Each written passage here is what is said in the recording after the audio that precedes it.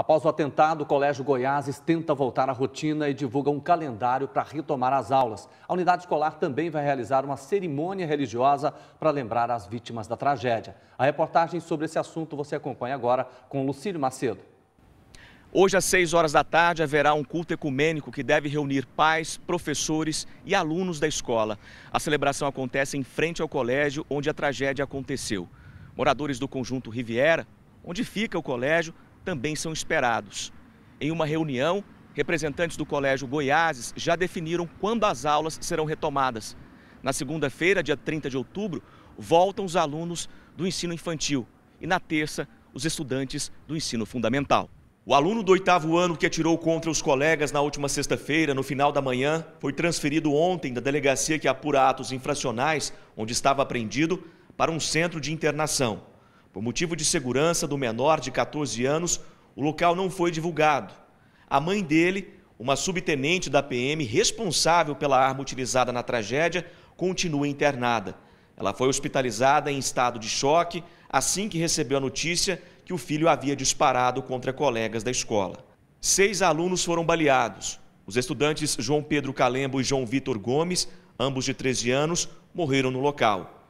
Iago Marques, de 13 anos, foi baleado nas costas, mas já recebeu alta médica e se recupera bem em casa. Marcela Macedo, de 13 anos, está internada na enfermaria do Hugo em estado regular. Isadora de Moraes, de 14 anos, também está internada na UTI do Hugo, mas respira espontaneamente e o estado de saúde é regular. A única que não foi levada ao Hugo é Lara Fleury, de 14 anos. Se recupera no Hospital dos Acidentados, onde passou por uma cirurgia para reconstruir o osso do antebraço. O quadro dela é considerado bom. Nós estamos aqui com o professor de processo penal na Universidade Federal de Goiás, o advogado Pedro Paulo de Medeiros. Uma boa tarde. Boa tarde. Nós queremos saber mais detalhes sobre a punição e sobre a pena que pode recair sobre esse atirador.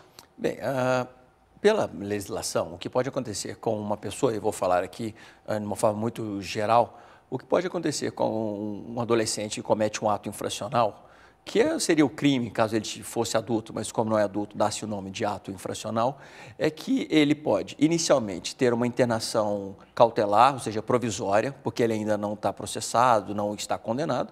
Então, a internação dele pode ser uma internação provisória, e é o que parece exatamente o que está acontecendo nesse caso. 45 uma dias, internação né? provisória que pode durar até 45 dias.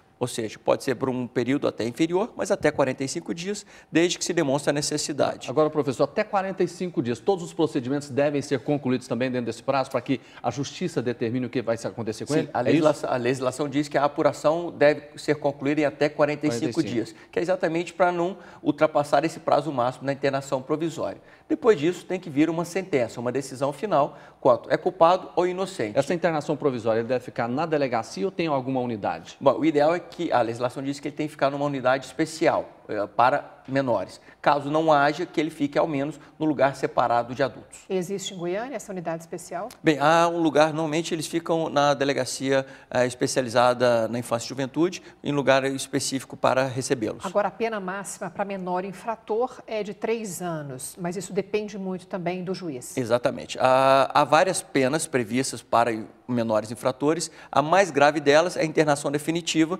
que pode ser estipulada por um prazo de até 3 anos. Pode ser um prazo inferior, mas também não é porque o juiz condena alguém que ele necessariamente vai aplicar uma pena de internação definitiva. Pode aplicar uma outra medida ressocializadora, socioeducativa, liberdade semi-assistida, não necessariamente essa internação definitiva. Agora, professor, nesse caso, por exemplo, vamos pegar uma internação, porque realmente foi um fato grave. Vamos pegar uma internação aí mais pesada aí.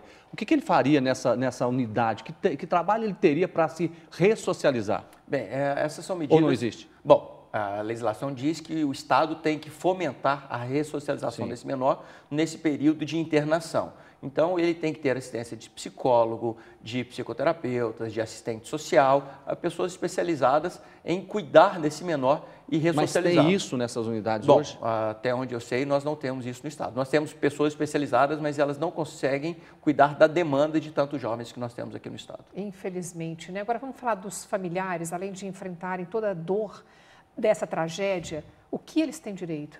A que eles têm direito? Os familiares das vítimas. Sim. Bem, os familiares das vítimas, eles certamente vão acompanhar o desenrolar do caso, eles podem acompanhar a investigação como um todo e podem, eventualmente, e aí eu não quero fazer qualquer juízo de valor, até porque eu não conheço o caso, eles podem propor medidas no âmbito civil reparatório, não é? Contra o colégio? Ou contra o colégio, ou contra o próprio menor, não é? Que cometeu o ato infracional, ou eventualmente sua família, mas isso é um âmbito civil e eu não quero antecipar o juízo, até porque eu não sei quais foram as medidas adotadas pelo colégio para evitar que uma arma como essa entrasse no colégio. Então, isso tem que ser apurado. O colégio tomou as medidas necessárias, ou que se esperava de um homem médio, a média do colégio, a segurança média foi respeitada? Foi. Ou era algo imprevisível? Essa vai ser a discussão. Tá certo.